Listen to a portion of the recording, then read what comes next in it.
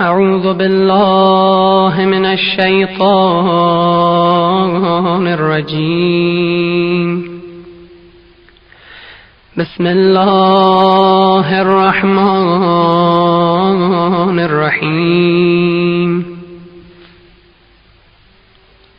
الحمد لله رب العالمين، وصلى الله على سيدنا محمد نبيه وآله وسلم تسليما.